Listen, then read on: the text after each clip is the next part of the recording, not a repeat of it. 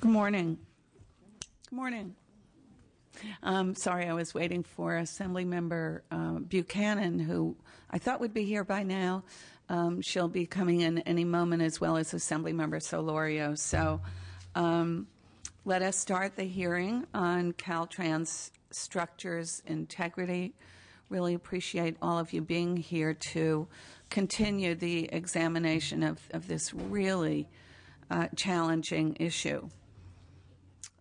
It seems that it's in the news every day, and we want to clarify all of the problems that we're hearing about. So the purpose I also want to welcome my colleague, Assemblymember Miller, for being here. Appreciate your attendance. So the purpose of today's hearing is twofold: to review the facts surrounding reports of misconduct by two Caltrans employees, and number two, to consider an appropriate course of action to better manage risk in the department. Welcome, Assemblymember. We're just starting. As we already know, the Sacramento Bee recently published news of falsified inspection reports, which called into question not only the structural integrity of the Bay Bridge, but Caltrans' ability to manage the state assets entrusted to it. In the time since these allegations have come to light, Caltrans has assured us that the structures are safe.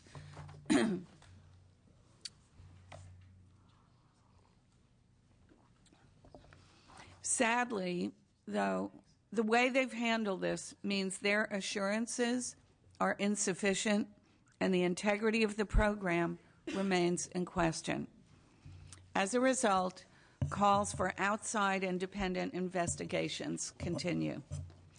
Let me just say, I'm not interested today in running an investigation in a couple of hours in a hearing room. However, I want to admonish the department to fully cooperate with whoever is the outside voice of authority. We need to better understand how could this sort of thing happen and how do we stop it from happening again. And more immediate, I want to know today the basis for your assurances that the San Francisco-Oakland Bay Bridge and other structures are safe. Then we need to talk about just how the integrity of our system could possibly be compromised by the actions of so few. There are many, many good state employees who are dedicated, hardworking, and have a wealth of knowledge and experience. That they can be tainted and demoralized by the actions of one bad apple, I think, is tragic and unacceptable.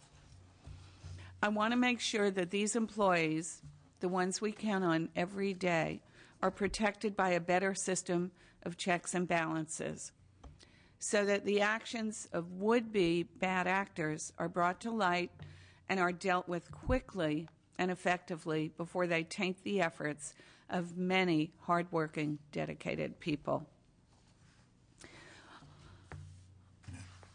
Once the director has finished his presentation on the allegations and subsequent investigations, I'd like to ask members of the committee to consider holding your questions until later in the hearing. Director Doherty will be rejoining us following a presentation by our state auditor, Elaine Howell. So let us start with a review of the Bay Bridge structural integrity. Mr. Doherty, the interim director of California Department of Transportation, and Tony Anziano, Toll Bridge Program Manager, also from the department. Welcome.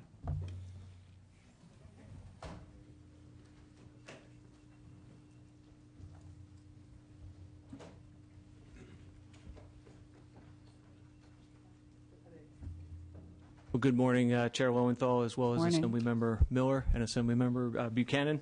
Malcolm Doherty, Acting Caltrans Director. And I appreciate the opportunity to address your committee regarding the recent report of falsified pile tests by a Caltrans transportation engineering technician, and I look forward to sharing with you the details revealed by a series of investigations as well as what steps have been taken. I also welcome the discussion on risk management and risk management in the Department of Transportation. In advance of the hearing, we provided information to committee staff for their reference regarding the falsification locations, timelines, as well as other information.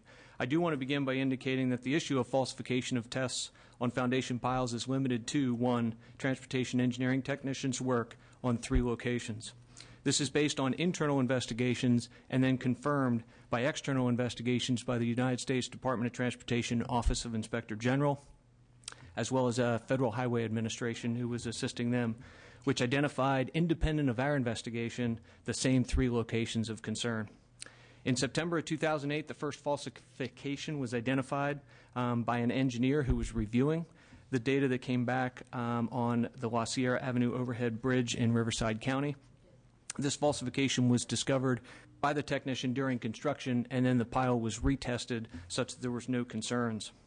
Following that discovery, the technician was pulled from doing gamma-gamma testing, which is the test that's in question, and subsequently reassigned, and an investigation was launched within the foundation testing branch.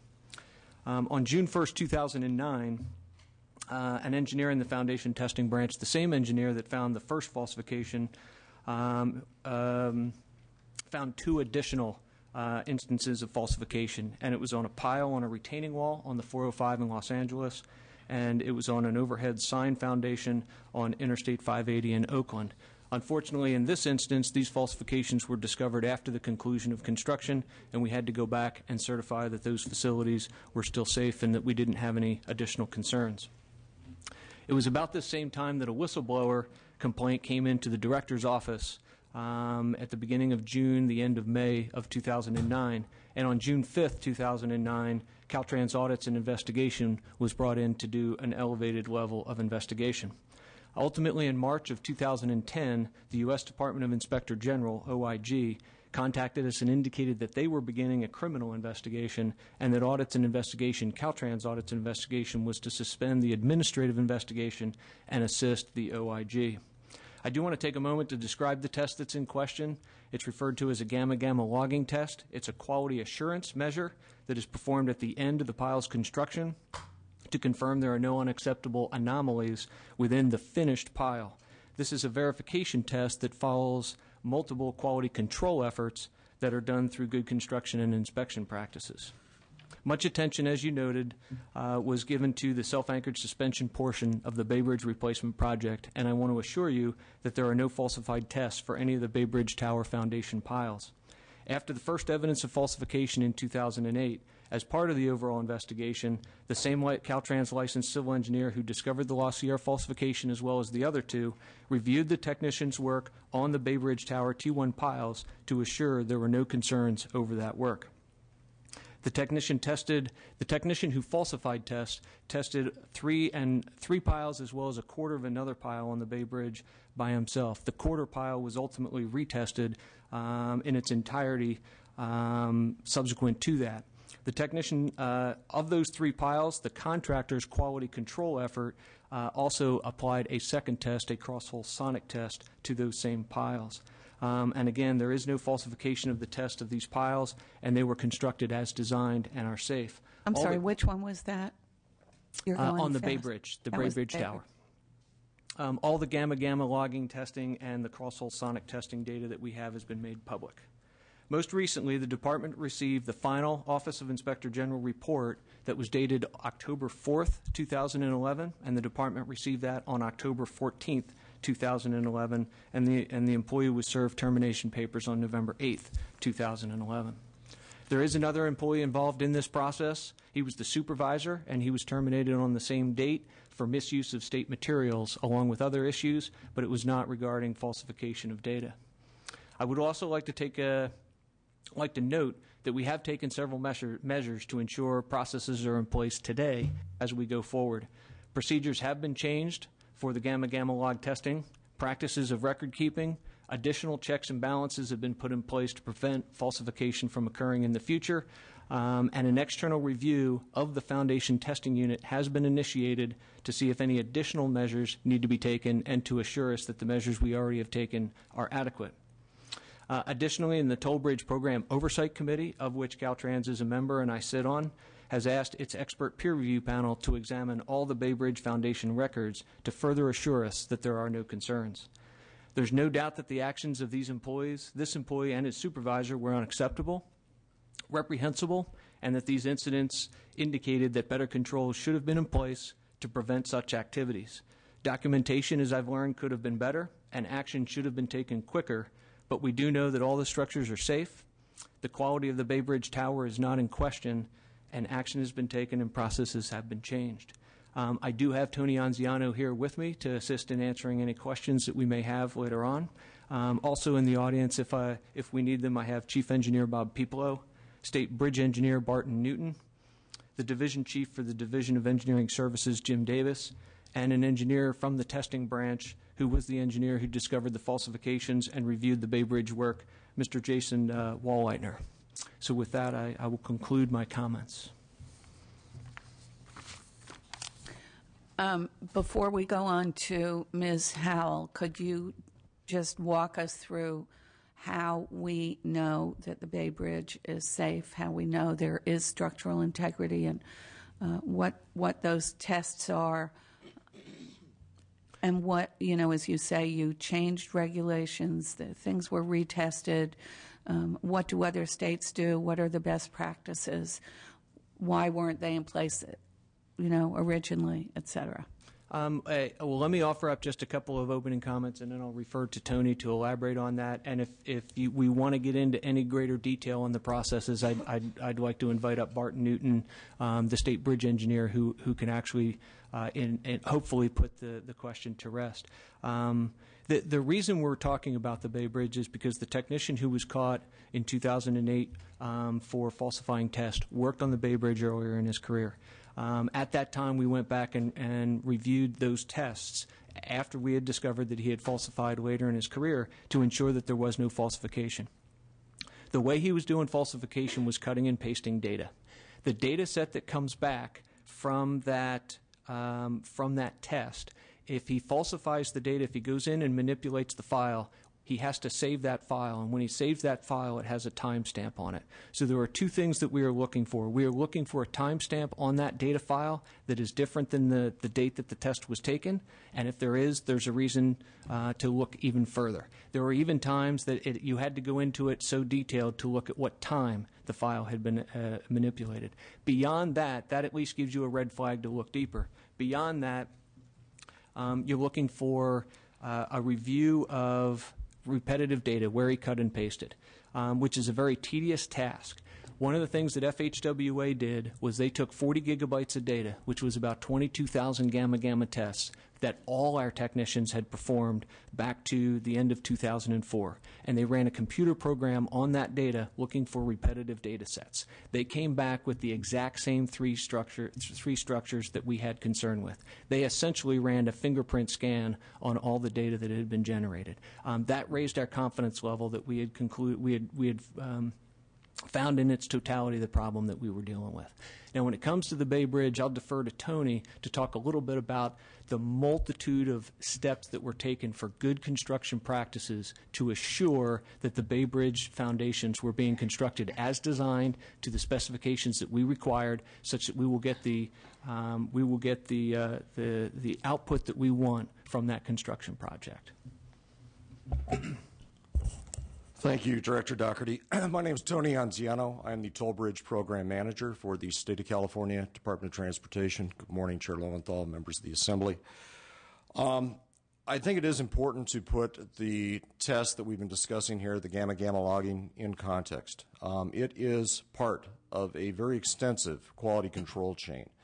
It's one tool in the toolkit, if you will. And that quality control process begins back with the actual design of the project and proceeds through a number of steps over a fairly extensive period of time. And it has, in the case of the Bay Bridge, included a regular presence by an independent peer review panel that we've had on board since day one that's monitored our work, that has helped guide us in design questions and actual solutions out on the ground that we encountered during construction. But to me, probably the most significant thing you can point to with respect to quality control is experience. We had a highly experienced contractor doing this work in the tower foundations. It was a joint venture of Kiewit, Flatiron, and Manson. Kiewit is one of the top contractors in the world. They have very extensive quality control measures that they regularly use, and obviously it is in their interest to produce a quality product. They're the ones who would have to certify that the product meets our specifications. They're on the hook for that legally. We had a very experienced and seasoned team of structural engineers out in the field there, and actually had the benefit of having this contractor and our team work together over a period of about 5 years before they even got to the tower foundation. So they not only had individual experience, they had experience working as a team in foundation work, getting what they needed, getting quality foundations. And we saw it time and time again in over 160 piles that they worked on before they even got to the tower foundations. There are a number. There are probably another dozen items that I could point to with respect to quality control, but I do want to focus on the gamma-gamma logging because that obviously has been the primary subject of discussion. And I would say I think there is a wealth of information that is available to say that the gamma-gamma logging that we have on the Bay Bridge project is good. It is not the product of one individual. There actually were a large number of individuals from the foundation testing branch that were involved in the Bay Bridge testing. There were 4 different technicians that were involved, 3 from our unit, 1 from the contractor, and there were 4 different foundation engineers that were involved in the testing, 3 again from our unit and 1 from the contractor. We had the unusual situation on the Bay Bridge where we actually had engineers from our foundation testing unit on site. That's not typical. And it really indicates the importance that they all understood was attached to this project. And in some cases, our foundation engineers actually participated in the data collection, which again is very unusual, but it is one of the things that gives us a very high level of assurance in the quality of that data. In addition, the contractor performed a second test that's known as cross-hole sonic logging. Now, typically in our specifications, that is only required if our testing, the gamma-gamma logging, indicates that there may be some problem. In this case, and I think it is reflective of the quality of the contractor, they went ahead and they did cross-hole sonic testing actually in advance of any requests that we made, and they did it on 12 of the 13 piles.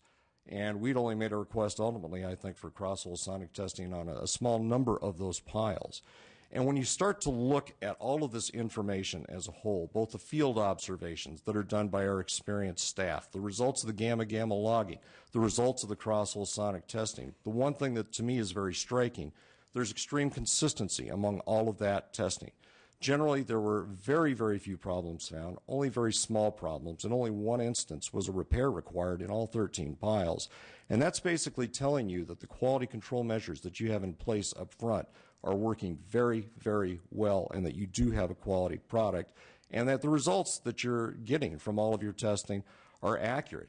Going back to gamma-gamma again for a second, one of the things our foundation engineers do when they review the data that's collected, they measure that data against particular design details, for example. So a test may indicate, for example, there's a potential anomaly in one area. They go back and they look at the design details and they try and assess, well, is this anomaly the result of potentially a concrete issue, or does it actually match up with known locations where we have additional steel present, which would indicate, would produce that kind of a result? And they were finding that the gamma-gamma logging was indicating anomalies in those areas where you would actually expect to find them. Another very strong indicator that those results are good.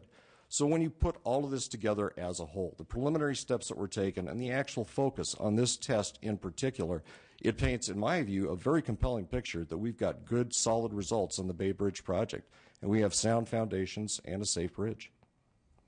I think I'd leave it at that. I know there certainly may be questions, so I'm very happy to answer any questions you may have, and I appreciate the opportunity to be here today to discuss this. So, thank you.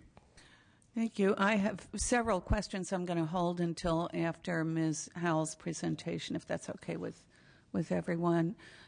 So let's hear from Ms. Howell, and you can, yes, and if you want to stay there and listen, when Ms. Howell is done, then we'll invite you back. Or I was going to say, I don't take offense to people leaving, but the director is kind enough to stay. That's good. Thank you, Madam Chair. For the record, my name's Elaine Howell. I'm the California State Auditor.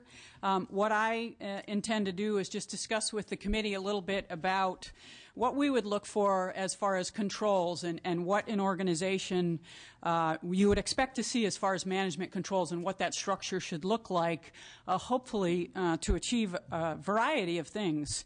Certainly, as in our vernacular, it's called internal controls. I'm going to refer to it as management controls, operational controls, so that it takes a more broad perspective.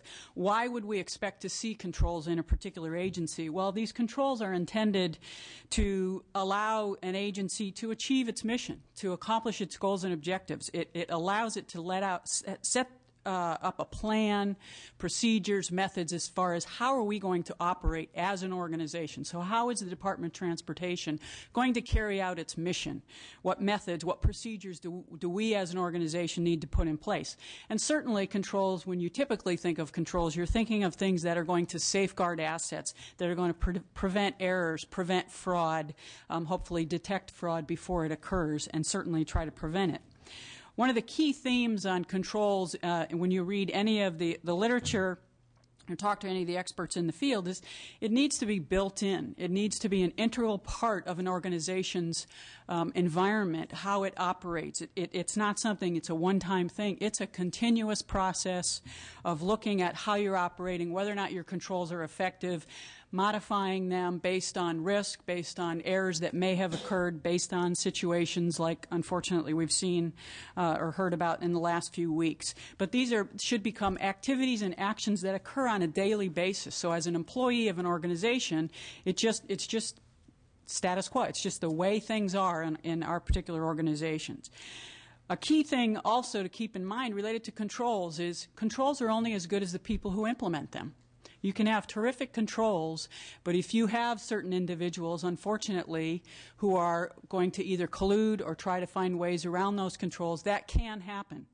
But if you set up the control structure properly, you minimize the risk of that happening, where you have various levels of review, individuals reporting to high levels in the organization, and I'll talk about audits from that perspective. What we look for when we look at an internal audit organization, we expect that particular entity, like audits and investigations in Caltrans, to be reporting at a very high level. Typically, you want them reporting to either a chief deputy or a deputy, or the director of a department, so that they cannot be influenced by middle management, or their findings could be affected by management in the organization. But again, it's really key that you can have very strong controls, but those controls are implemented by people. So I'm going to talk about 5 standards that you would expect to see in a good, strong control structure. First is the environment, control environment. Second is risk assessment. I think there's some discussion in the staff's analysis for this hearing about risk management. That's what I'm going to be talking about a little bit. What types of control activities would you expect to see in a strong agency? Information and communication. That's very important, not only internally in the department, within the various units and for the employees and management in that organization, but external communication as well. And finally, monitoring, following up on evaluating those controls and determining where you need to strengthen your controls to make sure that, again, you're reducing the risk of errors, fraud, et cetera.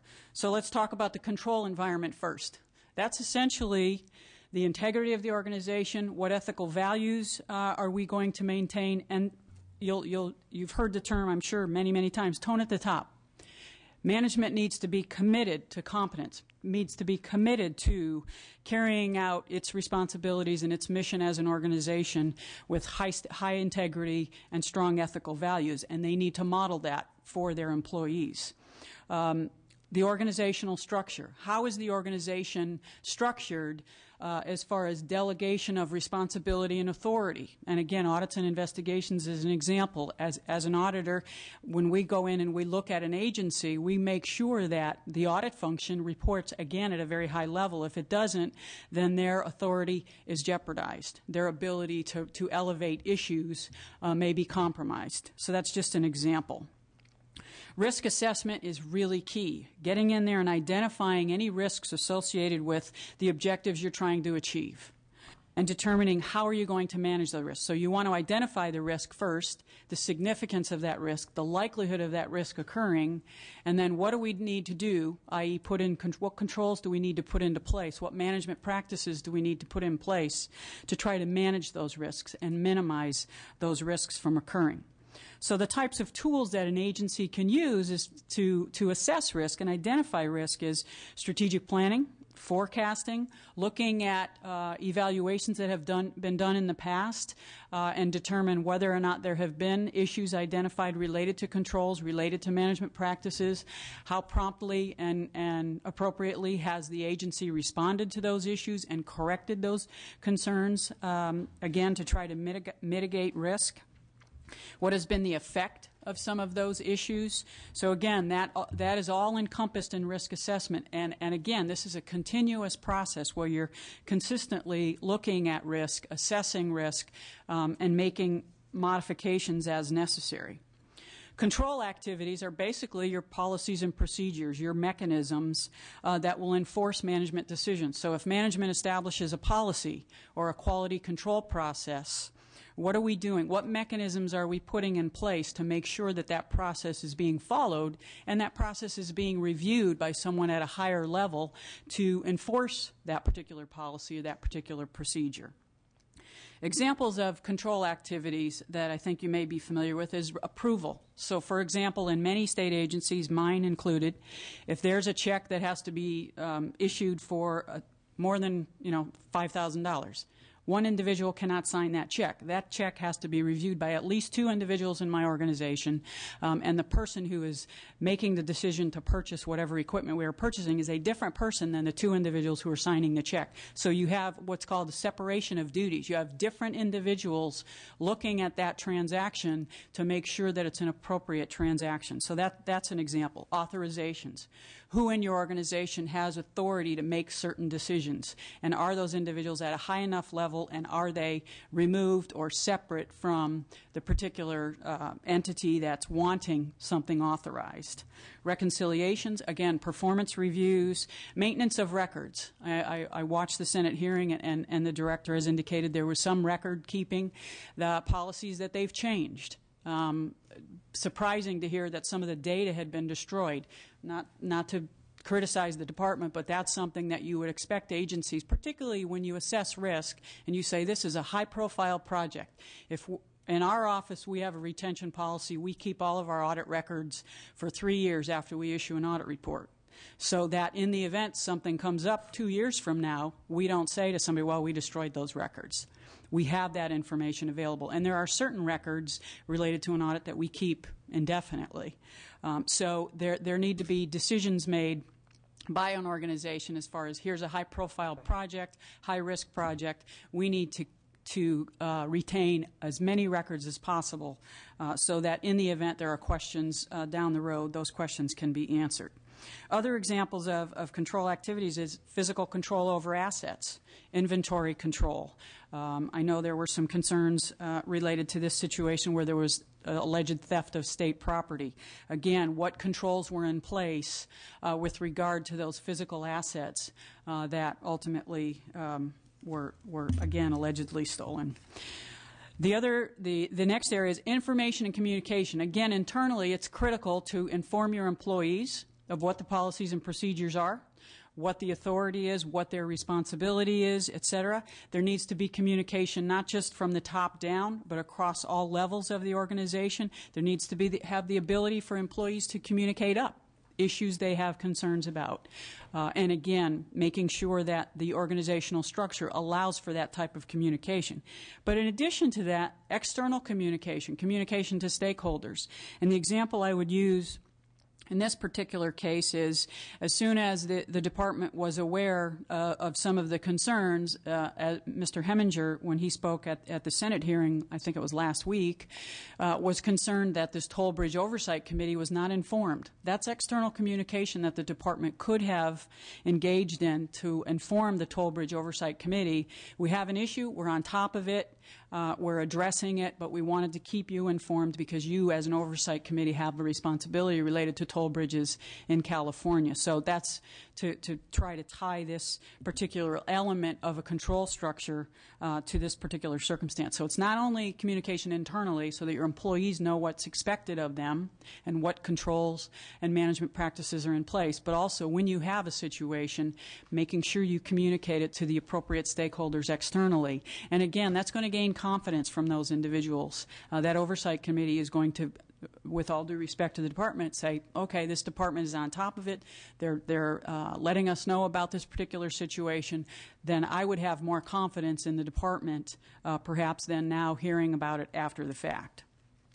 And the last element of management control or a good control structure is monitoring, assessing those controls over time. Again, if there are findings related to audits and investigations done internally, external reviews that are done, how promptly are those issues addressed? Are the control issues that have been identified or control weaknesses that have been identified corrected quickly? The other element of monitoring is management and supervisory activities. Are the supervisors and managers engaged? Are they involved in making sure that performance is occurring over time, being reviewed over time, and are they identifying themselves as managers and supervisors? Boy, there's a better way for us to do this. There's a weakness in this process. We perhaps need to strengthen this particular area in our control structure. One example that I did want to share is we conducted an audit of the Department of Transportation, Caltrans, this last year. We issued it in April of this year, and we were asked to look at capital outlay support. And there's one finding in that report that I think is relevant to the discussion today, certainly about management control. And that's a finding related to timekeeping and projects, management of projects. And what we identified in the audit report, let me flip through it, is that their current time reporting system. So, for example, they have projects going on throughout the state of California, and they have a variety of individuals from various branches or units within Caltrans working on those projects. What their time reporting system does not allow them to do is ensure that the employees who are charging time to a particular project are actually working on that project. The system allows an employee who may not be working on that project, as long as it's an active, open project, they can charge time to it. Now, there are what's called functional managers who are responsible for reviewing timesheets and assuring that those timesheets are accurate. And we looked at that, and that's as good as those individuals are performing their work. Again, people in controls. But again, there is not a control we would have expected to see where if I'm not assigned to that work on that Bay Bridge project, I should not be able to go in and charge any time on my timesheet to that project. And then in addition to the functional manager, you have project managers throughout the state, and their suggestion to us when we were conducting the audit is the project manager is a second check. If the functional manager missed it and didn't catch that Elaine had charged time to the Bay Bridge project when Elaine hadn't worked on that project, hopefully Malcolm, who is the project manager, would catch it. Well, Malcolm is managing 10 to 20 projects. Some of those projects may have 100 people on them. So the expectation that a project manager would be able to do that we thought was a bit much. We think there needs to be stronger controls where, and I'll use my office as an example, when staff are assigned to audits, staff who are assigned to work on the Caltrans audit get authorization to charge in our timekeeping system to that audit and that audit alone. Once that audit's closed, nobody can, once it's issued, like the report we issued in April, they can't go back and charge time to that job unless we reopen that project, for example, if we're doing follow-up work or something like that. So, and we're a lot smaller than Caltrans. Certainly, I need to acknowledge that, but we really felt that there needed to be better controls. And I think Caltrans would acknowledge that. And in fact, in their response, they talked about their new PRISM system, and they expect that this new PRISM system, which it's anticipated will be up and running next summer by August of 2012, is what we were told during the course of the audit, and we haven't heard anything differently than that, that system would be much stronger and would provide the kind of controls that we were looking for when we conducted the audit earlier this year. But again, this is another weakness that I think is relevant to the discussion today and some of the concerns that have come up relative to the issues on particular employees, not necessarily fabrication of testing, but I understand there are other issues related to overtime abuse, et cetera. So I just thought I would use that one as an example of work that we had done that we're continuing to follow up on with the department, and certainly when PRISM is up and running, we hope that this control will actually be put into place. But that's really kind of a high-level overview of control structures and what you should be, or what I as an auditor would be looking for going into an organization, and hoping that you see all of those elements, and that again it's a continuous process. It's a never-ending evaluation of how are we doing things, are these controls working, what do we need to do to change things either organizationally from a structural level or from different practices and procedures we have in place. So with that, I'll stop and hopefully answer any questions the members may have. Thank you very much. That was an amazing report. I would hope all our departments follow those risk management practices, so I appreciate that very much. I know that my colleagues have questions and comments, but I think as we begin, Mr. Dougherty, if you could respond to all of the issues that were brought up by Ms. Howell. Thank you very much, Chair. Well, first and foremost, I appreciate the insight that Ms. Howell brings to this discussion, and very much agree with all her comments, and also appreciate the work that they did in evaluating our COS program, and look forward to working with her in the future. One of the things I would like to do is differentiate for Caltrans between project risk management and enterprise risk management, which I view as the management and the assessment of risk within an organization that I think Ms. Howe was referring to. We also have volumes of measures in place for quality management throughout the organization, quality control and quality assurance through project delivery, maintenance activities, and all our activities. And I just want to briefly touch on the project risk management and quality management, because I think the bulk of the conversation would benefit us all to talk more about enterprise risk management. But risk management plans and project delivery risk management, the department's become much more sophisticated in doing risk management plans on projects over the past decade. This included the development of Project Risk Management Handbook in 2003. We updated that in 2004 and 2007. It covers risk management planning, risk identification, qualitative risk management, quantitative risk management, risk response, risk monitoring, and risk control. The Project Risk Management Handbook has been recognized nationally and is used by other departments of transportation. One of the most involved risk management plans that we have is, in fact, on the Bay Bridge project, and that effort has set the standard for project risk management, as well as being recognized nationally for its efforts and the folks that are working on that risk management plan. We also have a risk management task group, and I'll circle back and talk about that in just a moment. But again, that's on project risk management. Quality management. For me, this references the measures we have in place to ensure the quality of the products we are producing. And as was alluded to by the auditor, this includes the guides and the manuals, the review processes that we have in place, clear identification of where responsibility lies, as well as quality assurance practices. And I would also agree that it applies to the organizational structure and having the right responsibility report to the right people, and having that supervisory and managerial oversight. As an example, in our project delivery processes, Caltrans has quality management activities throughout the project delivery process. Again, it begins with our manuals, guidelines, national guidelines, specifications, standards. We use cross-functional peer reviews between design, construction, environmental, and traffic operations and maintenance. The plan specs and estimates are checked and cross-checked for consistency and accuracy. A licensed professional engineer has to certify and stamp those plans that they are complete and accurate, and then our office engineer reviews those plans before they're ready to advertise to confirm that they're full, complete, and accurate packages as required by Public Contract Code Section 10180. Structures has a similar as another example. We've centralized that effort because of the expertise involved with that, and then the state bridge engineer is responsible for ensuring all the policy and the guidances are in place for that. And then, of course, elsewhere... Mr. Dougherty, excuse me, I'm sorry. What you're telling us, I think, is that you have manuals and procedures in place. why weren't those adequate to find out the falsification of the data? Certainly, in the situation that we're dealing with, that we've dealt with and that is front and center today, there was a breakdown in some of these processes. There was a breakdown in the management, and there was a breakdown in those processes and procedures. And I think that's where we start talking about enterprise risk management and how we assess that adequate processes are in place. And that then lies our responsibility to establish and maintain those internal controls.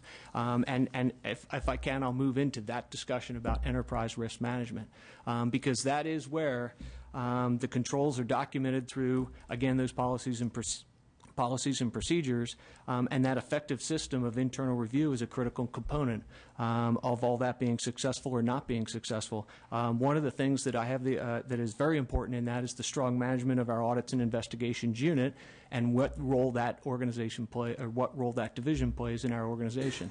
I do have a very strong manager in our audits and investigations. Audits and investigations does report directly to me, and we have several measures in place for them to assist us on what we're going to work on, including an annual audit plan that is approved by executive management.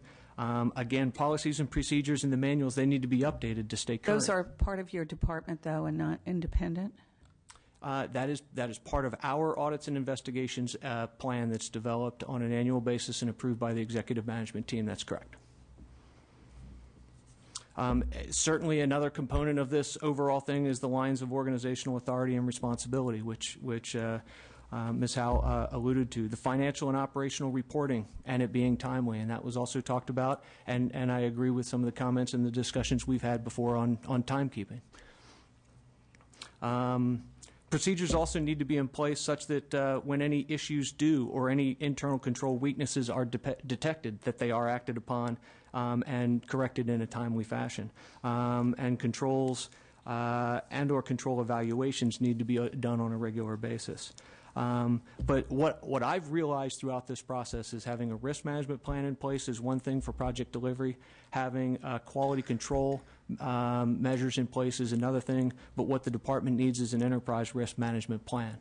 We have a risk management task force. That risk management task force is already working on a recommendation to us on developing that enterprise risk management plan, and that enterprise risk management plan would be what we use as a risk-based approach to managing an enterprise, managing the Department of Transportation, integrating the concepts of internal control and planning and budgeting, and then using that group to develop that plan over time. Clearly, and how will you hold those managers responsible? To me, everybody has a supervisor. When an issue comes up, we need to have controls in place such the issue is identified as quickly as possible and resolved. And the issue, if it resolves an employee, it needs to be resolved. If it revolves around a supervisor or a manager who's not keeping those controls in place, then it needs to be dealt with there. Clearly, the issue that we're talking about today was a breakdown in several of the points that we just talked about. We have updated controls. We've learned some lessons on some of these points. There should have been controls in place such that this issue came up. It was caught when it was brought up. It ultimately was caught by one of those processes because an engineer was reviewing the technician's work, but there were two others that had to be dealt with. So therefore, it's obvious to me that those processes weren't tight enough. We believe that the controls that are in place today are adequate, and they have been improved, and we have brought in, or we are bringing in, a third party to review the processes that we have in the foundation and testing branch to review those to ensure that they are adequate. The next step for me is to look around the rest of the department and determine where we need to go from there. And I think utilizing the expertise that the Bureau of State Audits has and working with them, they can be a great asset to us in doing that. And is that done after the fact, or is it preventive? In my opinion, if a good enterprise risk management plan is in place, you will be preventing as much of this as you possibly can. You'll have controls in place to prevent such things from happening, and if anything did happen, it would be discovered very quickly and resolved very quickly. But hopefully, majority of that, if you have a good enterprise risk management plan, would be proactive, but it would also deal with issues as they arose. Ms. Buchanan, first of all, thank you very much for your testimony and your response to Ms. Howell. So as Ms. Howell points out, you can have a great plan in place, but if you have employees who aren't honest, things can fall through the cracks, whether it's your audit team or another audit team. I mean, and that clearly is what happened here. When I go through your chronology, you had a situation where it seems to me the system worked in terms of a supervising engineer did discover that the test data had been falsified and reported it. What I'm trying to figure out with the chronology, though, is that when you found the first problem and it was reported, and then you checked to see if there had been other incidents, did the falsifications, because I've got the dates that were discovered, but did the other two falsifications occur before or after the one that was discovered? The first one that was discovered in construction. That Right. raised a red flag for us. Yeah. Went back and looked, and the two others were found after the fact. The other two They were discovered after the fact, but when did the actual falsification happen? 2007, 2008. So that happened before? Yes. Before. Okay. Because I guess what my concerns are, one, how do we minimize this happening in the future? And that's more of what you're doing on a technical, construction type controls that you have. The other is, I think, a personnel issue. And so you said that you ran through, 40 gigabytes of data.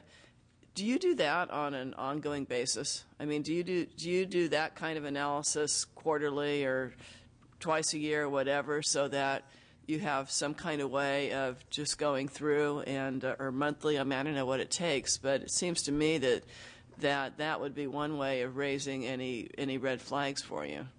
We do not do that on a regular basis. That was part of this investigation. We have made other changes to the control process on this testing.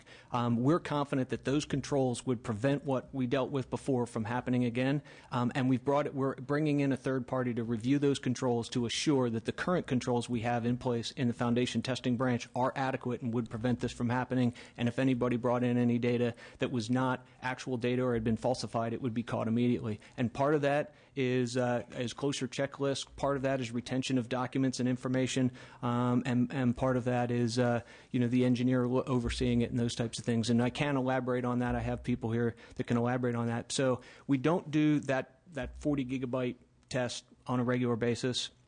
That was part of this investigation, but we have put new controls in place that we think we're confident will prevent this from happening again. My challenge is okay, we have an issue here. How do I take this lesson learned and go look at the rest of my department and apply appropriate risk management strategies to ensure that I don't experience this problem and react to it, and I'm more proactive. But keeping records, communicating, all of that is great on a retrospective basis, but it seems to me if you could run data through on a regular basis and you could have a computer analyze it so that it's saying, these 3 tests or whatever fall outside the range, we need to look at them more closely, that would be one way of helping you allocate your time and resources in a way it could point to you where you're most likely to have. I will definitely take note of that and enter into discussions with our external party that comes in for a review. The controls we have in place today, there end up being 2 data sets, and the original data set was actually a binary file. It really couldn't be utilized for anything other than converting it into another file. Those were not retained on a regular basis, and that was not a good policy. It is a current policy today. But really what prevents the falsification from happening again is if you alter the data, you have to save that file, and that file then gets a timestamp. And we're keeping very close tabs on the timestamps of when the test occurred, as well as the file was generated, and then also the raw data file, which is the binary file, is being transmitted to the engineer, and you can't falsify that. So we feel like we have processes in place that will prevent this from happening again. I definitely will take your comment back and include that in the review. So when you keep those files, though, are you running some sort of algorithm or something that allows you, that gives you some kind of confidence level? The raw data files, I will definitely add that to our list of things to consider. Right. The raw data files really will be what the engineer generates the right. the follow-up data files, and those can't be manipulated. It's the second file, the LAS file, that can be manipulated. But I will add that comment. Right, I just wanted to know how. And then I'd like to get a little bit more into the personnel side of this, because it seems to me that one, you had one engineer who clearly did his job and found the problem and went back and did other testing, and there the system worked as it should. Then you had another engineer who didn't do his job, and we had the other two incidents that were allowed to happen, and you went back and you found those retroactively. So I mean, you don't have to go into details in this situation, but I just want to have a high level of confidence that, for example, if you do find someone finds a situation where a technician is falsifying data, that we put that technician on leave or whatever until we can verify whether it's just a one-time mistake or whether it's a pattern or a problem, so that we don't have a 2 or 3 year time gap, and we're trying to go back and reconstruct. I absolutely agree. In my opinion, the personnel side of the house let the department down on this side. Just the overall management of the personnel issue was not handled correctly and should have been handled differently and more swiftly. The employee, once the first falsification was identified, the employee was reassigned. He was not doing gamma tests. It's the series of investigations that led from one to a higher level to a higher level. But being reassigned when you have someone who, when that's questionable, we've got to be sure that on all of these projects, since we're dealing with public safety, that even if it means having someone on administrative leave till someone's cleared one way or another, we've got to have that high level of confidence. I don't disagree. And what really should have happened and did not happen is that the first moment that there was an issue, the employee should have been prevented from doing that task. We should have determined exactly what we were dealing with, and then action should have been taken. And that didn't happen in this instance. It elevated from one investigation to another investigation to another investigation, and maybe that all should have happened so that we knew the totality of the issue we're dealing with, but it shouldn't have prevented the appropriate action from being taken at the time that we knew about it. So that basically covers my... Ms. Buchanan, can I just add to that, Sure. if I might? So that's part of the new enterprise risk management? That would certainly be part of an enterprise risk management plan, yes. And when will that be in place? I'm waiting for a recommendation from my risk management task force, and then hopefully either with that recommendation or shortly following that, a timeline would be put together in building that risk management plan. What would your expectation be? As quick as possible, but such that it was a very good plan. We took our time to do a risk management plan for project delivery, and it's a model across the country. We should glean from others who have done this. We should glean from the expertise that we have available to us in the state of California, and I would want it to be very quick, but I would also want it to be a very good enterprise management plan for the department. What does that mean? 3 months? 6 months? 3 to 6. We'd like to, I'm sure all of us would like to see that when that's done. I think one of the things Ms. Buchanan was bringing up, I'm assuming, was the idea of transparency. And hopefully that'll be part of the plan as well. When it's not transparent, then there's a feeling on the part of the public, and that's what we do. We represent the public. Then there's a feeling that there's a cover-up, and that's the last thing I'm sure you want to do. Duly noted. Thank you. Okay. And Mr. Miller, I know you had a question. Thank you, Madam Chair. Thank you, Mr. Daugherty. This issue caught my attention like everybody else when it was first announced and was reported in the newspaper. It kind of resurrected itself a second time for me about 2 weeks ago when I read in the Press Enterprise in Riverside that the La Sierra Bridge was involved. And it did specifically because that's the bridge my daughter uses twice a day to go to her high school. And so I can only imagine anybody in this room knowing their child is using one of these structures every day would pay a special interest to this. And so I will come back to that, but I did want to start with with the Bay Bridge and the pile hole testing, because I do have some questions on that. And I guess I would start with how many pile holes were actually tested for the bridge? There are 13 piles, and all the piles would have been tested. Okay.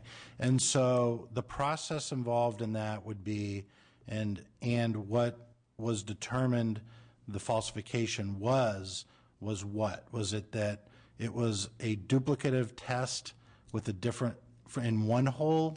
Okay. That was just multiplied 13 times? Or was it multiple tests with multiple different falsifications of date stamps? Okay, there was no falsification of data on the Bay Bridge. Our review and investigation and FHWA's review and investigation verified that there was no falsification of data on the Bay Bridge.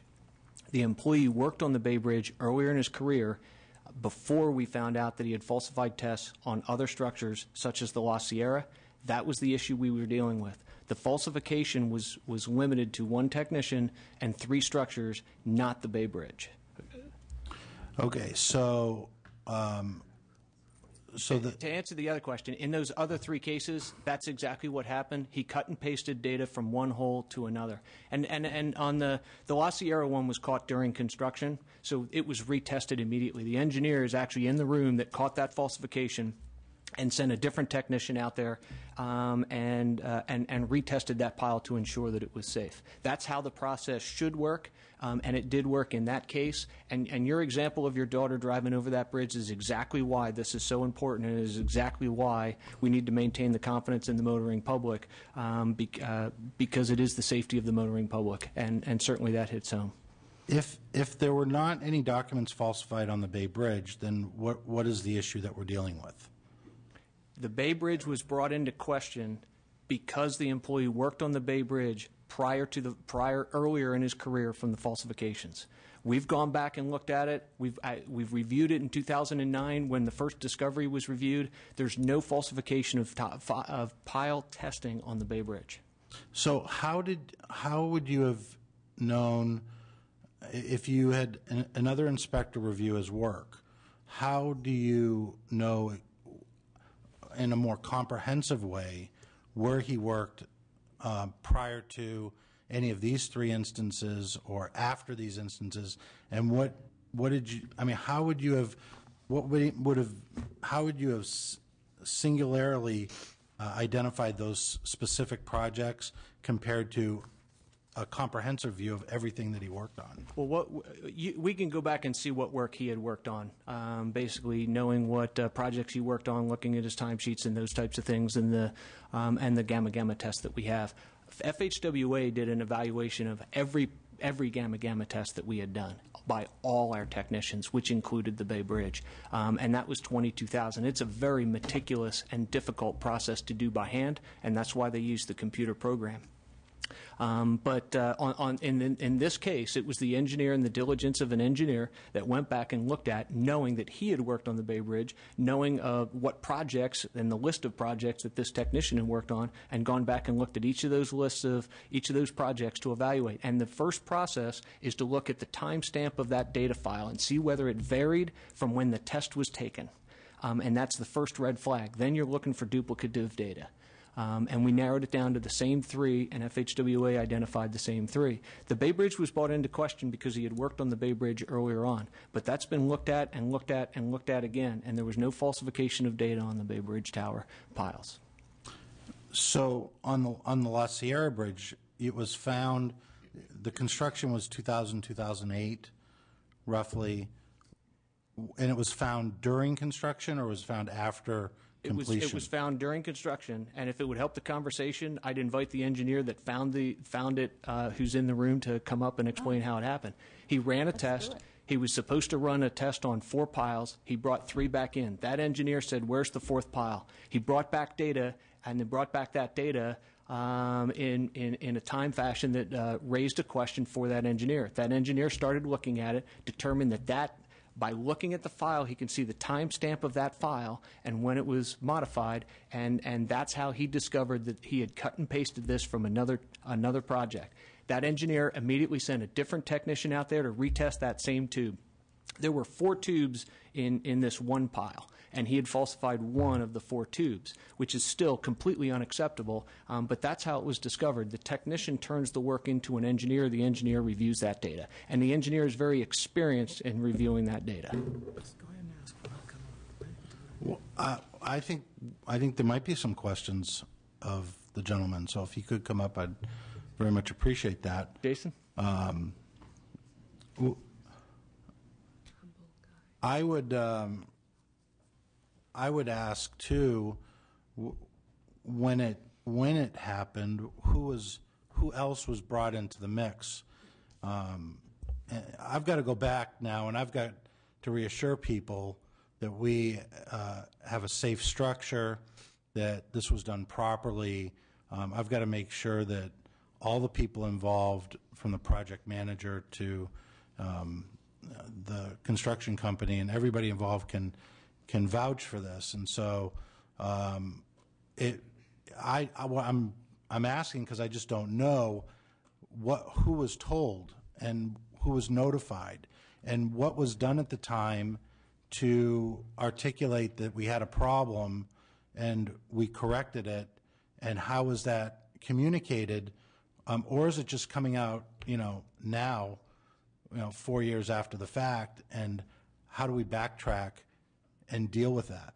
Well, I'll try to answer that question, and I'll leave some of the technical questions to Jason in evaluating the data, because Jason did identify the first one, the first falsification. He ultimately identified the other 2. It was during that process because he had worked there and he worked on the project, and also knew the technician who worked on the project, went back and reviewed the data that was on the Bay Bridge. But internal to the foundation testing branch, they asked several different people to do an evaluation of the data. One was looking at all the foundation tests and doing somewhat of a cursory review to look at timestamps and those types of things.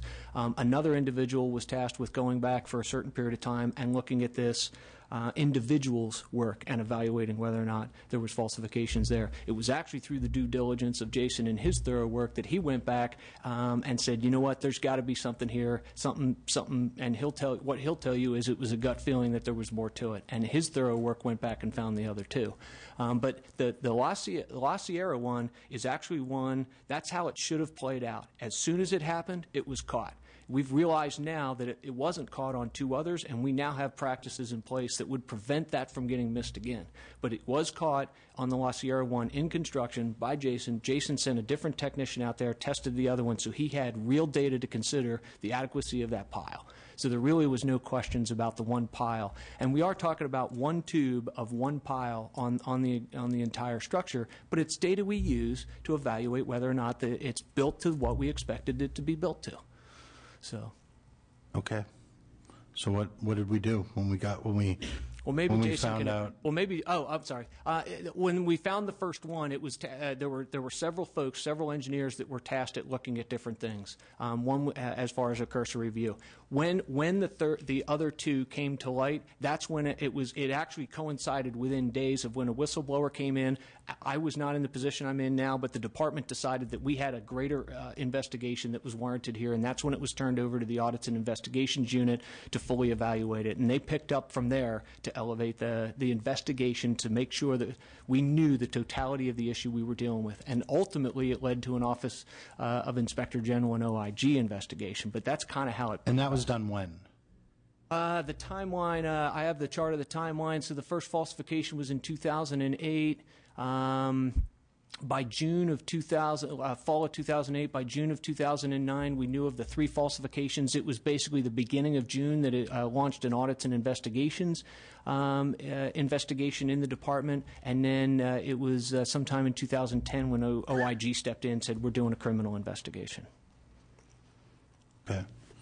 All right. So on the testing, I guess my original question was it a duplicative test that just had a different timestamp put on it from some other pile, or was it fabricated from the beginning?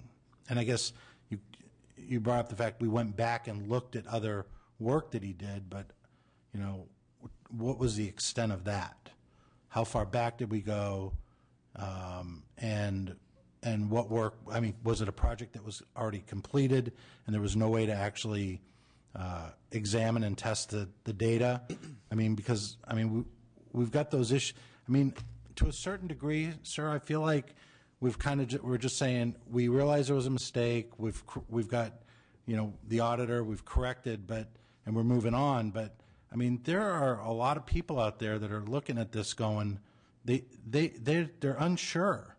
And so we've got to give them some reassurance, and we've got to get to the bottom of what actually happened before we move forward and just say we're going to make these corrections and move forward. So I wholeheartedly agree with your comments. And maybe what I'll offer up is for Jason to go through you know, what he did on the technical side, and then I'll supplement to that to hopefully answer any of the additional questions. Thank you.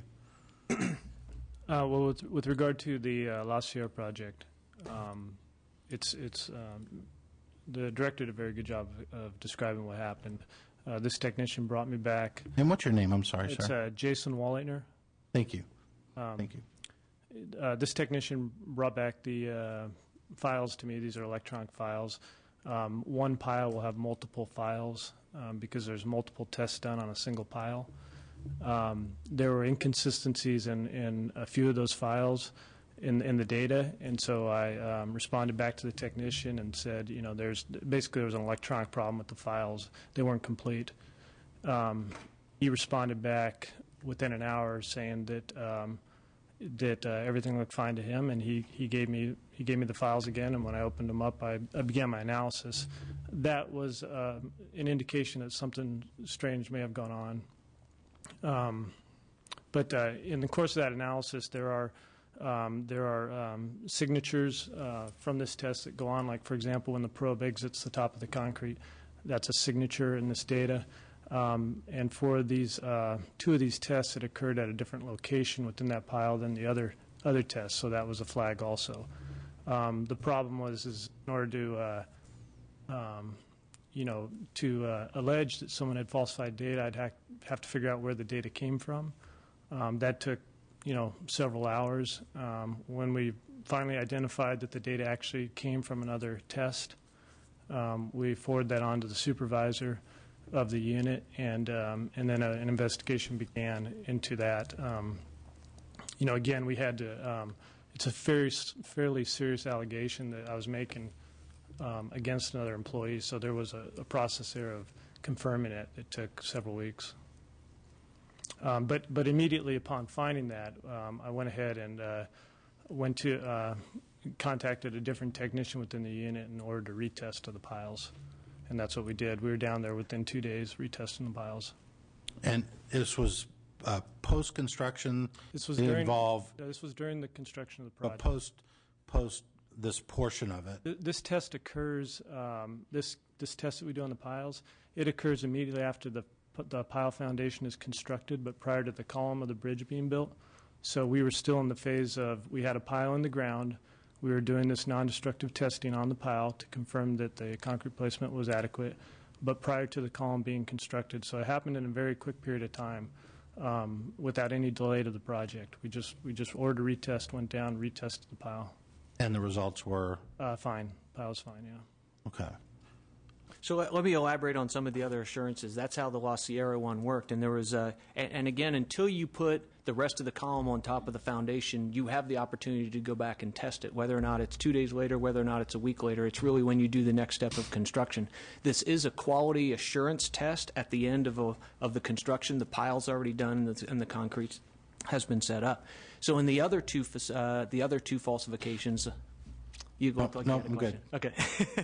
On the other two falsifications on the 405, it was one pile out of 80 piles. And there was an engineering evaluation and a documentation done, recently dated that shows and actually what we looked at there was if you didn't have that pile, what is the adequacy of the engineering of it. Now, we know that the adequacy of that pile, what we do retroactively, because that one was after construction, we didn't have the benefit of being able to go out there and rerun the test. So we basically have to look at that structure saying, this is what we do know. And in that case, we had 3 tests. We didn't have a 4th tube that was in there. And in all honesty, on that one was a 24-inch pile, which normally only requires 2 tubes to test. We had 4 in there. We knew we had 3. So we had to evaluate the quality of that pile post-construction, knowing what data we had and what we didn't. And we discounted one of the tubes, knowing we didn't have any information from there, and made a determination that that was safe. Based on the other 3, but also went one step further by saying if this pile didn't exist, if we assumed that it had some anomaly that was not addressed and it was not at 100%, what if it was at 0%? And the structural integrity of that retaining wall would still be sound and have an above 1 safety factor if the pile didn't exist. So that's how we knew that we were okay there.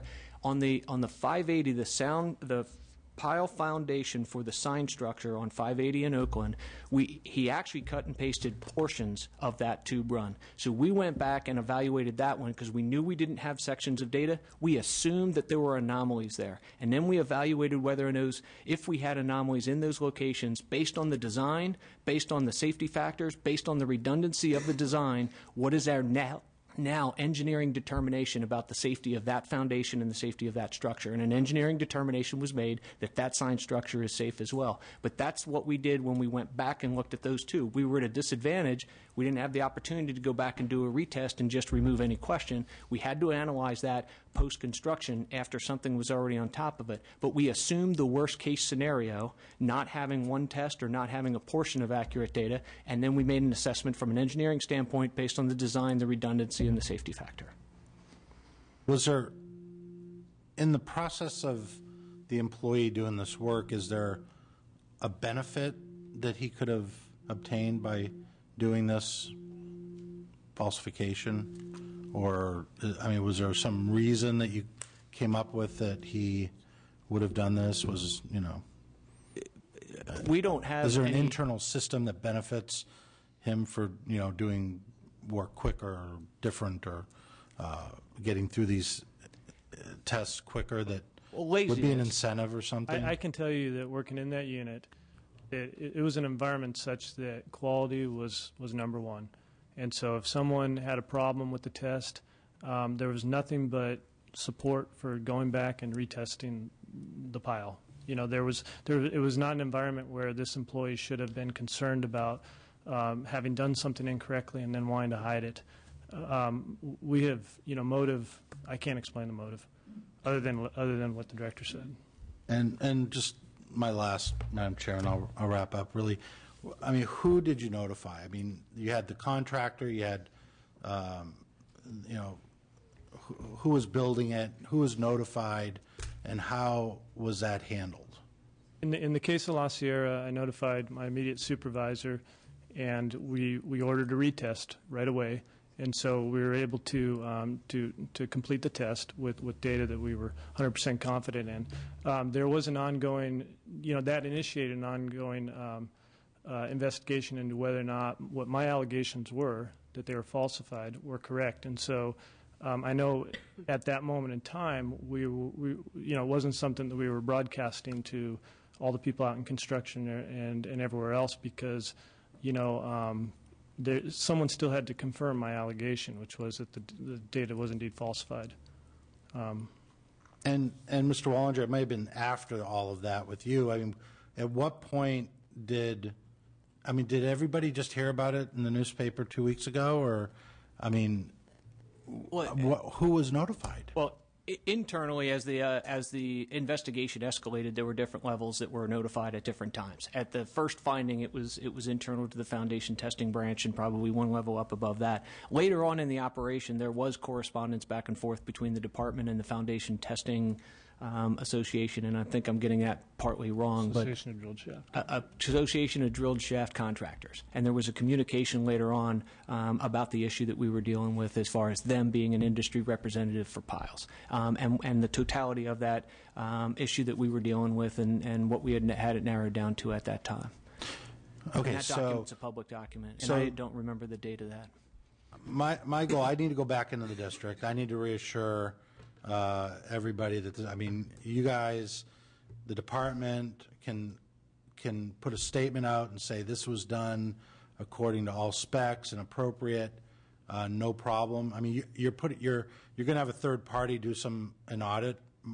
I don't know. You touched on that briefly. Is that going to be after that? Or well, I need some reassurance. I can go back and communicate effectively to my constituents on this particular instance. And the best I can do, I want to give you that ability to go back and reassure them. And to do that, I need to assure you. And we talked about the three structures. The La Sierra one was caught in construction. It was retested. So that's the easiest one to explain. The other two were post-construction engineering evaluations. Now, the two other things that I think I'd like to talk about as far as assurance goes is we narrowed this down to one individual and three structures. Independent of us, FHWA ran a test on 22,000 gamma tests of all our technicians and came back and identified the same three structures as being a question mark. And so who's the third party you've been talking about? The third party in that case was FHWA. Now, subsequent to that, even though we caught one in construction, we didn't catch two. We knew that we had at least some gap in our control system that we couldn't accept anymore. So we went through and we changed processes to the gamma testing, the processes as far as collecting data, as far as recording what time it was, what date it was, the submittal of the data, the retention of the raw binary files and those types of things. So we've put in new processes. We're asking a third party to come in, look at those processes to ensure that those processes that we've now put in place are adequate. We think they're adequate, but we're not going to rest there. We're going to ask a third party to come in and look at those new processes that we have in place to assure that they are adequate to not let this and complete. Who's the third party? The third party is, I think they're working on identifying the contractor now to come in and as far as a third party. I don't know if we have any additional comment on the third party. Okay. Thank you, Mr. Wallinger. You're welcome. Thank you, Mr. Daugherty. Thank you, Madam Chair. Yeah, thank you for your questions, Mr. Wallinger. I really want to commend you for doing a great job. Thank you. Appreciate what you do and many of your colleagues. Ms. Buchanan, did you have another? I just want to try and summarize where I think we are.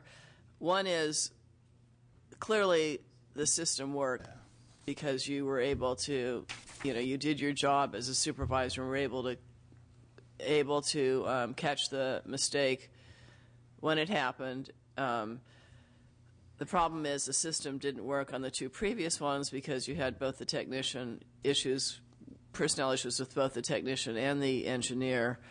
But when you found the mistake, you were able to go back and determine if there had been other falsifications, and you since have had that verified by the federal government. And you're going to have a third party come in and look at it, but it appears that it works. It's clear based on that, also that analysis, that there was no falsification on the Bay Bridge. So for those of us like myself who live in the Bay Area, we can assure our constituents, just like you can assure yours, that when they do have the opportunity to travel over the bridge, it's going to be safe. It seems to me that what you're doing now is you're going to go back and determine what additional controls you need to put in place to even minimize the risk even more of something like this happening in the future. You're also taking a look at your personnel policies, practices to determine what should be done differently there in the future. And then I would just say, in terms of the investigation timeline, I understand why when you bring someone in and you're doing an internal investigation, why, I wouldn't want, if someone were doing an internal investigation for me, I would want the opportunity to have that process go forward before to find it if I really did something wrong or didn't do something wrong. But clearly part of your problem with this timeline is you start at 2008, you go to 2011, and 3 years is a long time, and for the people who are the whistleblowers, they know there's a problem, and you're not going to communicate with them what's happening with your internal investigation. But clearly that time frame needs to be somehow condensed so that can be done in a more expeditious manner and can be communicated to the proper people better, both internally and externally, so that we eliminate the kind of the situation we're in today, where the public really questions whether or not, you're doing your job and the roads that they're traveling on are safe. So is that sort of a good summary of where we are? It's a very good summary, and I very much appreciate your comments. I'll add just one clarification, and one piece of additional information is we've also enlisted the Toll Bridge Program Oversight Committee has enlisted a expert peer review to come in and make sure that there are no additional concerns on the Bay Bridge. So that's an additional step we're taking there from an external standpoint. Right. The only clarification I want to make is Jason's an engineer. Right. The data that comes back in from the technician gets submitted to Jason, who reviews that work, and his engineering license is on the line, and that's right. his due diligence that went and caught that. The other falsifications would have gone through the same process, and they weren't caught. There wasn't an issue with the engineer in that instance. There was an issue with the technician, and I can actually hold you up a chart and show you the data that we're actually looking at and how that it could not be caught, and that's part of the process problem and the controls that weren't in place that are in place today. We had a problem with the supervisor, but there wasn't an issue with the supervisor wasn't the supervising engineer? I thought that's the way I read it. Well, on the other two, not on the one. There's technicians and engineers, and then there's the supervisor over both of them. The technician would go out and collect the data, turn it over to an engineer to evaluate it. The engineer's looking for some of those anomalies and evaluating the data, and that's where Jason came in and found one of the falsifications. But the other ones were not caught, and that's an implication of the process and not having enough controls in place. It wasn't necessarily a problem in that instance with the engineer reviewing them. They weren't caught. Okay. And actually, yeah, because it's a very complicated data set.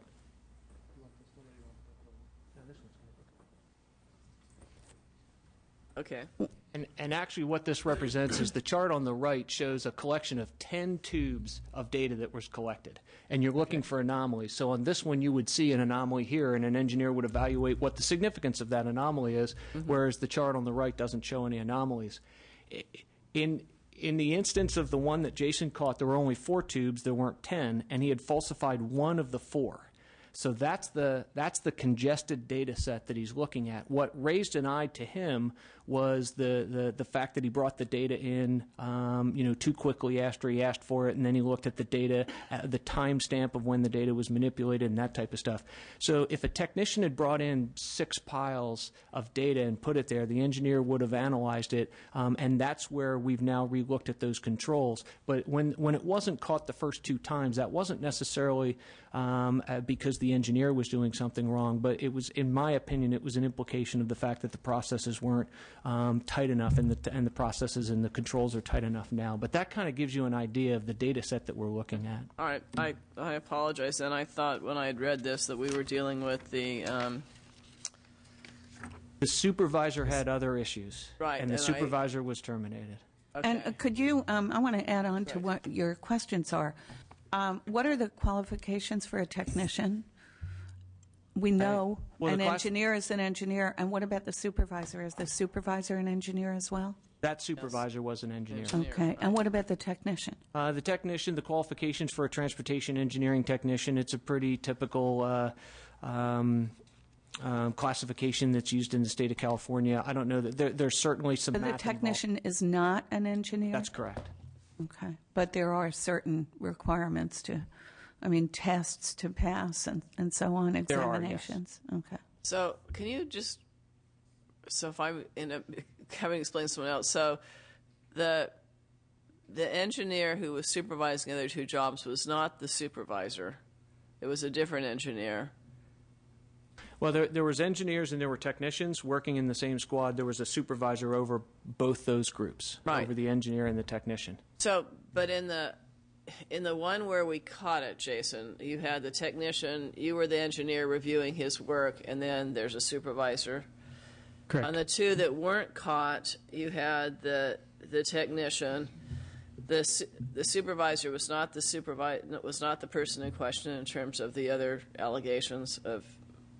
It's the same testing branch. It's the same supervisor. In the other 2 cases, there were 2 different engineers like myself who received data from the technician and went ahead and processed, did the evaluation, the analysis, stamped the reports, and issued the reports. The same supervisor was overseeing the branch.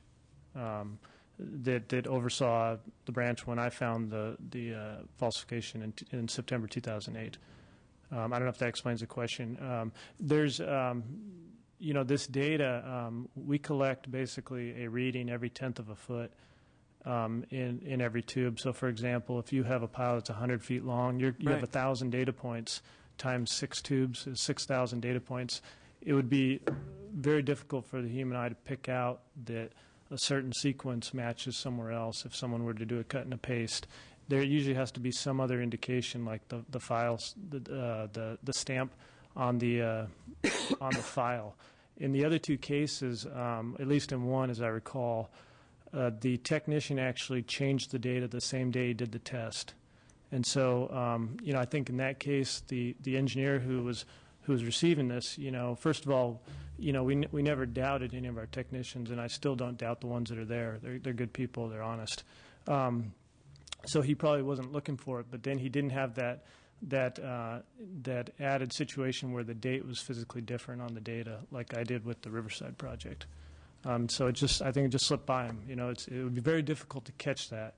And to further emphasize the work that Jason did, the way he went back and caught it was he actually looked at the timestamps within the same days. Actual time, yeah. And because of the difficulty that he talked about, that was apparent to me that the controls were not tight enough, that we could not rely on the engineer catching it when that type of congested data points and number of data points were in place. And the new processes that we have in place, I feel, would not allow that to happen. And it's a change in control measures that we have in place, not relying on an engineer catching something that's so small in detail. So your new controls are going to involve both data and time. Well, there's a timestamp to all the data collection is one, but then the raw data that comes in as a binary is going to accompany the other file, and you can regenerate the file. That if anybody wanted to tamper with that file, you can always regenerate the original. That's basically a binary file that you can't edit. So could you then explain to me what was the reporting relationship of the technician and the supervisor who the technician worked directly for the supervisor. He submitted his work to an engineer for evaluation, but he worked for that supervisor. All right. I understand. Thank you. I have several questions. First of all, I'm reassured about the 405 freeway. I have to believe that that's the most heavily traveled freeway in the state with, 9 or 10 million people in L.A. County alone. So thank you for that reassurance. A couple of different questions. I'm sure you take that freeway as well, right? I do. I may dispute it. 91 might be more congested, but oh, okay. But we'll have that discussion at a different time. But we're fixing that. We are. We're working on this together. Probably almost done. You talk about the quality control that you're putting in place and the the enterprise risk management that you will be coming up with within the next 3 to 6 months and share that with us. Is that same quality control required of non-state employees when we contract with other firms who do not build state roads? Even if it's not a state highway, many of the same entities are using a lot of our standards and practices. That's kind of vague. I guess what I need to know is that same quality control is required of everybody that builds our roads outside of state engineers. Oh, certainly the same standards apply to anybody working on state highway projects. In addition to that, those same requirements are expanded to include even non-state highway. The standard of care and the details. Will the enterprise risk management be required? The enterprise risk management plan would evaluate all the work that we're doing as well as all the work anybody's doing on the state highway system. Absolutely. One of the things that Ms. Buchanan brought up earlier, or actually maybe Ms. Howell did, was about record retention. And I know that's come up in some of our other committee hearings about totally different departments. So what is the requirement now for record retention, and is that going to change? Well, specific to this issue, the record retention policy has changed. It was not a policy to retain the raw data files such that you could rebuild the files that Jason was talking about, and that was not a good policy at the time. And that policy has changed such that that those records would be retained, and it's part of that new controls that we have. For how many years? I can defer to Jim Davis, and Jim Davis could tell me exactly when that policy was put in writing. I believe it was back in 2010. March of 2010, it was put in writing. Verbal direction was given to that unit, which is basically about 8 people earlier than that. So those are kept permanently. Is that Yes. what I'm hearing? That's correct. They're new standard practices. There will be permanent record retention. That's correct. Okay.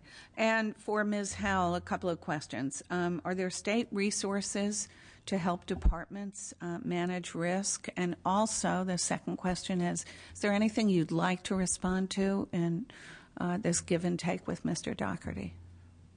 As far as resources available to state agencies, I would say, I would hope that with this enterprise risk management plan that the department is embarking on would include their audits function as far as an individual who's working on the task force to have their perspective. I think internal audit shops within state agencies should have a key role in assessing risk, certainly being part of the whole control environment as far as conducting analyses. That's a key responsibility that internal audit shops should have as far as looking at protocols, procedures, practices, making sure the controls are being implemented, and in the event they find problems, that management takes swift action. There is also the Department of Finance. For those state agencies that don't have an internal audit function, because there are many that do not, because the agencies are too small, the Department of Finance audit shop provides assistance to those agencies by going in and looking at controls. It's called, the acronym is FISMA, but it's fiscal integrity, and I don't know what the rest of the acronym, quite honestly, stands for. But what it requires is agencies like Mr. Dougherty and other agencies to assert on an annual basis that their accounting controls and their administrative or management controls are in place and are adequate.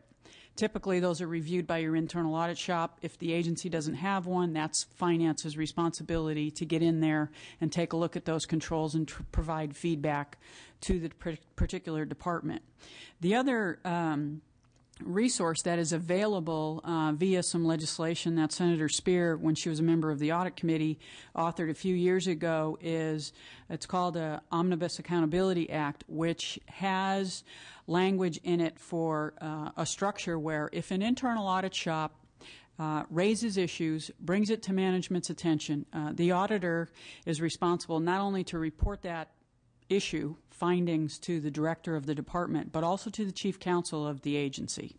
And if there is, as the statute reads, if there's management indifference, management's not taking action, that auditor has a responsibility, as well as the counsel, to report it to the legislature and to report it to my office. And that would allow my office to go into that agency and conduct an investigation or an audit following up on the issues that have been raised. So that's another mechanism that's been in place.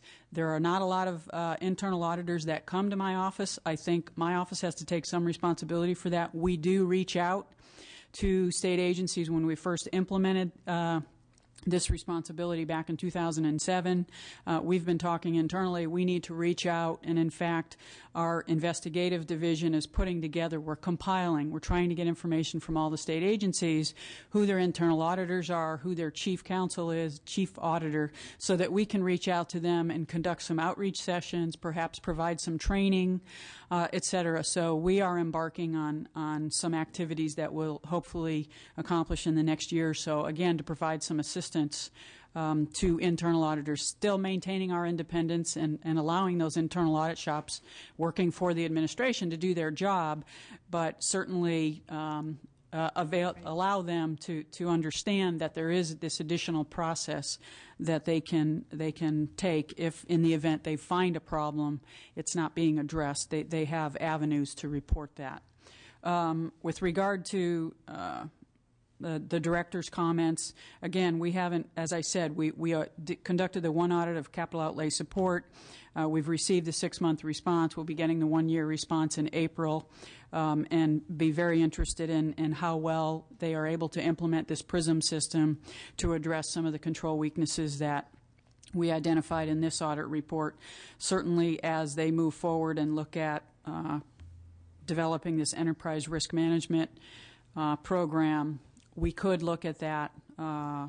Certainly don't want to, we shouldn't get involved in management decisions because of the independence issue, but once the entity has put something together, if it's the legislature's desire, we could certainly take a look at that and provide some feedback with regard to that. So those are kind of just a few overall comments with regard to the discussion today. Thank you very much. Mr. Dougherty, any closing comment? I appreciate all the comments and the discussion today, and I actually would like to follow up with Ms. Howell on what resources she can add to our effort in building the enterprise risk management plan. So thank you. That's great. Well, thank you very much. I thought this was a very enlightening hearing. I want to thank my colleagues for being here. I want to assure you, Mr. Dougherty, that we will continue to look at this. And we're not done just because the hearing is over. We'll be working with our colleagues in the Senate to ensure that the investigations are carried out with the full support of the department and that responses are made appropriately and quickly. And in terms of the Caltrans engineers, in their minds, there's no reason for concern, but you've got to prove it to us, as Jason just did, not just for the past allegations, but going forward. And we will be watching. Thank you very much. Thank you. Thank you. That concludes this hearing.